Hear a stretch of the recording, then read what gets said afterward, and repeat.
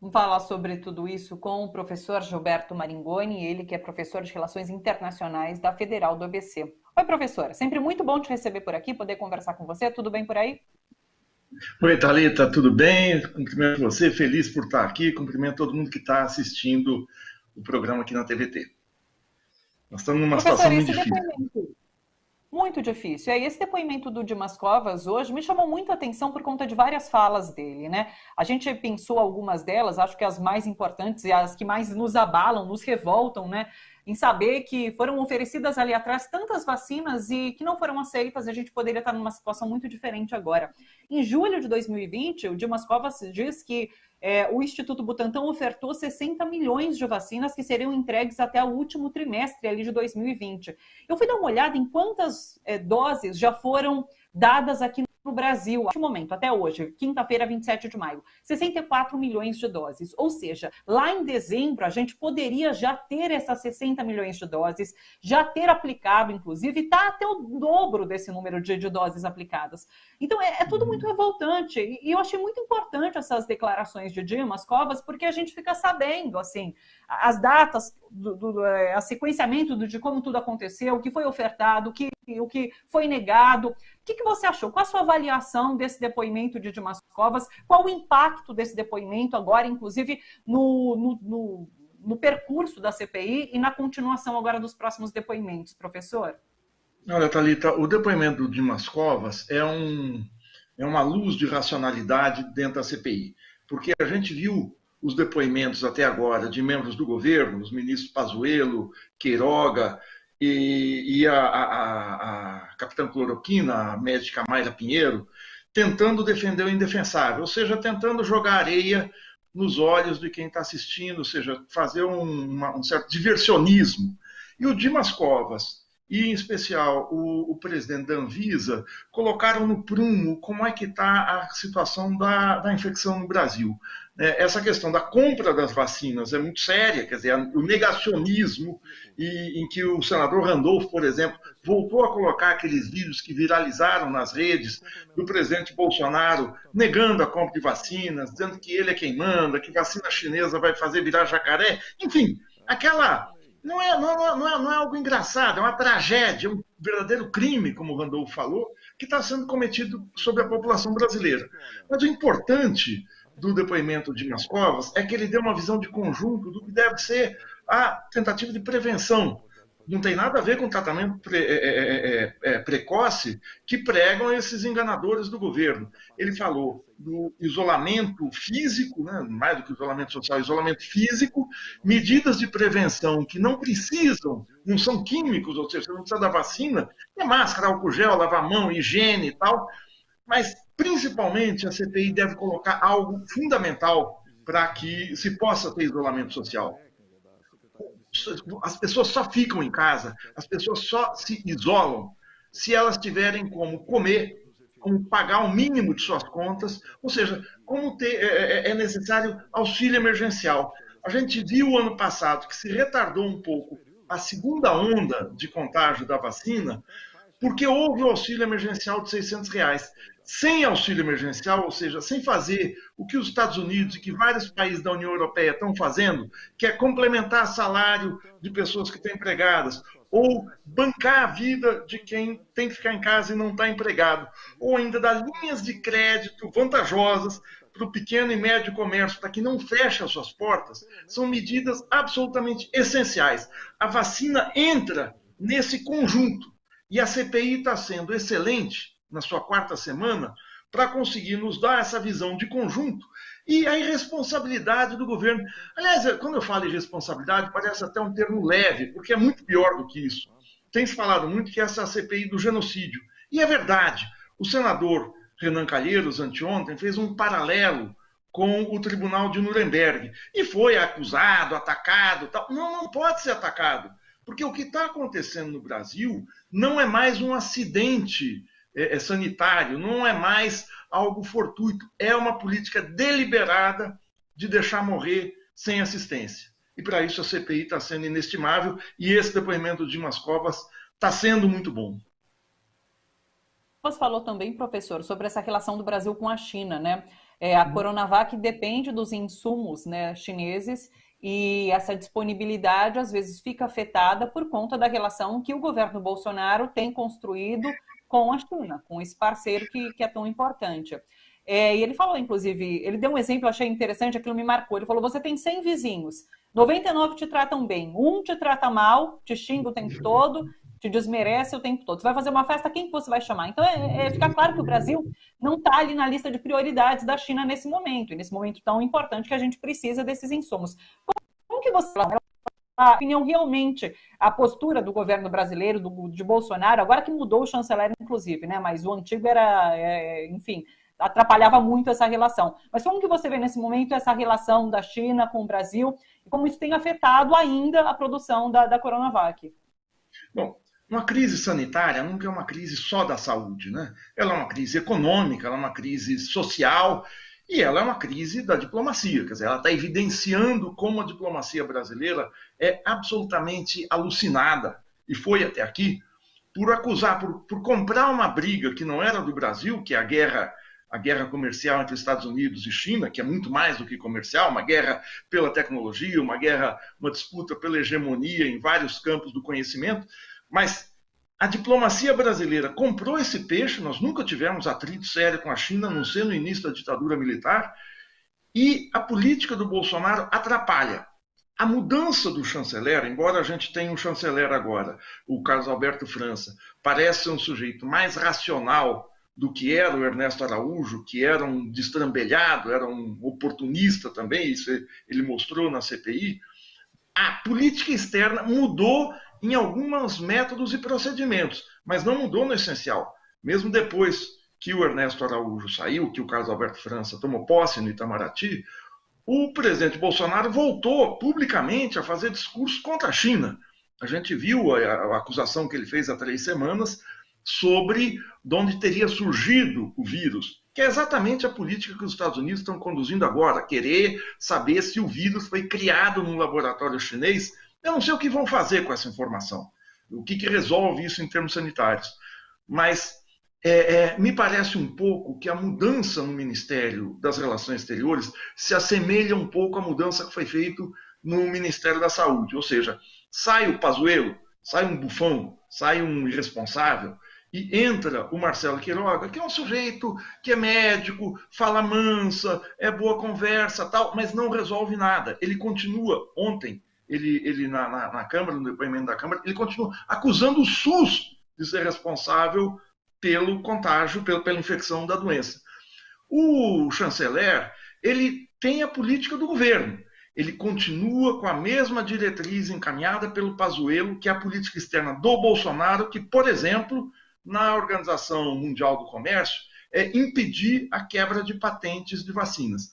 Quebra de patente de vacina é o seguinte: esses segredos, que são as fórmulas das vacinas, que são fruto de pesquisas caras, fortes e tal, numa situação de catástrofe planetária, elas têm que ser colocadas como bens da humanidade por um determinado tempo, enquanto perdura a crise. Todos os países, praticamente, tirando Estados Unidos e Israel, são a favor disso. E a posição tradicional do Brasil, tanto no governo Lula, quanto no governo Fernando Henrique Cardoso, no tempo da AIDS, era de abrir as fórmulas, quebrar as patentes das vacinas. E o Brasil continua contra. Ou seja, a política, embora também nesse caso tenha punhos de renda, o chanceler fale manso, não seja aquela maluquice do Ernesto Araújo, a diretriz segue a mesma. E uma coisa para fechar só. A política externa não é feita só pelo Itamaraty. O Itamaraty faz a política diplomática, negociações externas, tal, mas ela depende muito do Ministério da Economia, claro, do Ministério da Indústria e Comércio, que agora está incluído, foi incorporado ao Ministério da Economia desde o início do governo Bolsonaro, mas o que tem grande peso é a diplomacia presidencial. Desde o Fernando Henrique, passando pelo Lula e agora pelo Bolsonaro, a figura do presidente da República tem um enorme peso na relação do Brasil com o mundo. E segue igual, é o Bolsonaro que está comando. Você citou essa decisão de Biden, né, de mandar investigar a origem do vírus para ver se ele foi realmente produzido ali em laboratório pela China, e daí você mesmo pergunta, né, o que ele vai fazer com essa informação? Eu fiquei muito espantada quando eu li essa notícia, porque me lembrou muito o governo Trump, né? Trump faria uma coisa dessas. Inclusive, poderia apontar no final de uma investigação que, criado em laboratório, foi espalhado propositalmente pela China. Você acha que Biden vai seguir por essa direção ou não? Pois é, a política externa do governo Biden até agora não mudou muito em relação ao que era o governo Trump. O Biden está fazendo uma verdadeira revolução interna em recolocar o papel do Estado, políticas de financiamento estatal, destinar 4,2 trilhões de dólares para a recuperação da economia americana. Mas na política externa, tanto na América Latina quanto na relação com a China, ela continua muito semelhante. E aí ele dá continuidade a essa teoria conspiratória do Trump.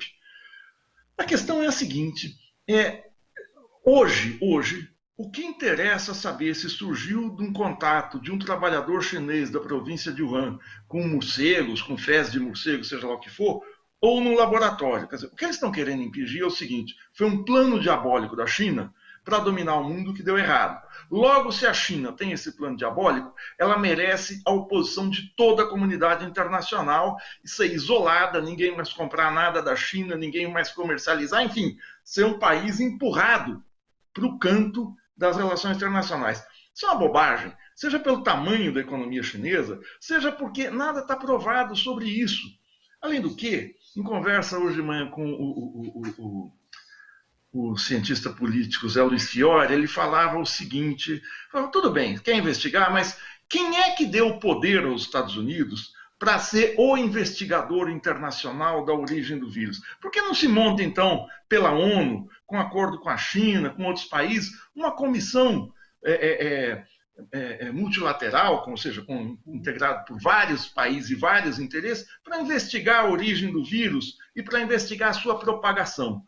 Isso seria, talvez, um lado aceitável. Mesmo assim, no meio da pandemia, é algo meio... Eu não entendo ainda o porquê. E, claro, isso nada tem de científico. Isso é um jogo da política externa bruta.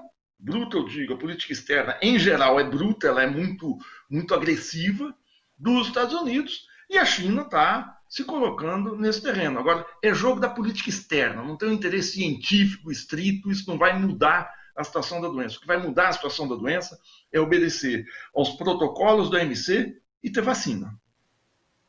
A OMS, inclusive, chegou a fazer essa investigação, não foi? Descartou essa possibilidade de criação do vírus no laboratório. Então, a própria OMS já fez essa investigação.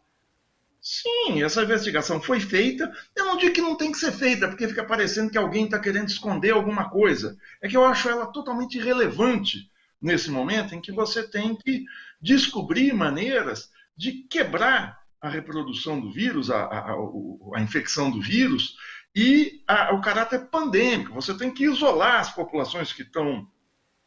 proteger as populações. Por exemplo, quer dizer, aqui no Brasil, chegou um avião proveniente da Índia, há alguns dias aqui no aeroporto de Congonhas. Ficou um jogo de empurra entre a Secretaria de Saúde do Governo do Estado de São Paulo e a Anvisa.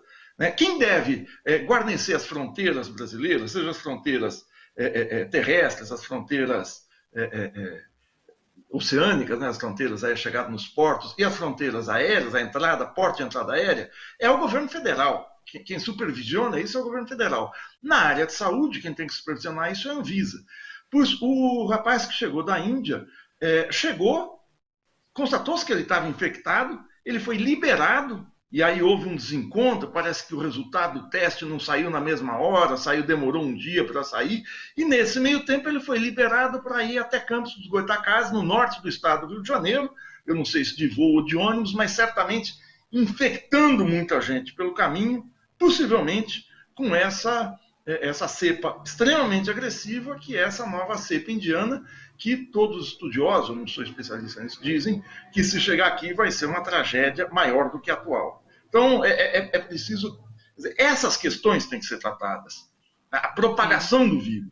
E não agora investigar quem fez o vírus. Você é o culpado, não é você, não. Você criou o vírus para acabar com o mundo. Isso não interessa agora. A gente tem que resolver o problema de gente que está morrendo, aos milhares, milhares e milhares. Já já nós vamos chegar aqui, daqui a 2, 3 semanas, a 500.000 de cadáveres no Brasil. E se normalizou, né? 2.000 mortes por dia e a gente normalizou essa contagem, enfim. Só eu quero trazer mais um ponto de Dimas Covas, só para a gente, acho que apontar aqui, importante, depois a gente fala um pouquinho sobre o Pazuello, que foi a questão do comparativo entre a Coronavac e a AstraZeneca. O Dimas Covas fala que o governo, logo ali no início, quando não tinha aval nenhum da Anvisa para nenhuma vacina, o governo resolveu investir 2 bilhões na AstraZeneca e nenhum centavo na Coronavac.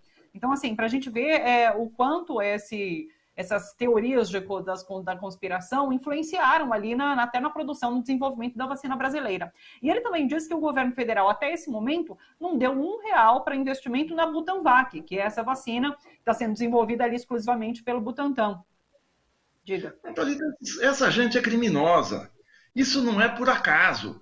No meio da pandemia, eles estão cortando verba de pesquisa.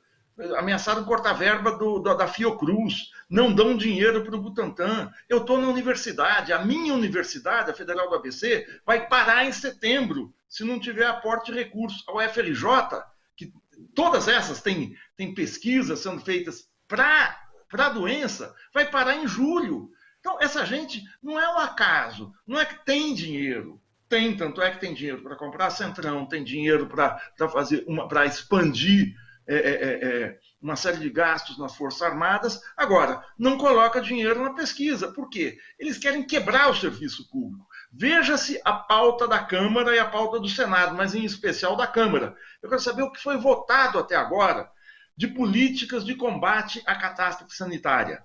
Está sendo votado privatização da Eletrobras, reforma administrativa para acabar com o serviço público, mudança do Estatuto da Câmara para impedir que a oposição possa fazer política de obstrução, para ter um mínimo de capacidade de obstrução de políticas maiores do governo, entre tantas outras.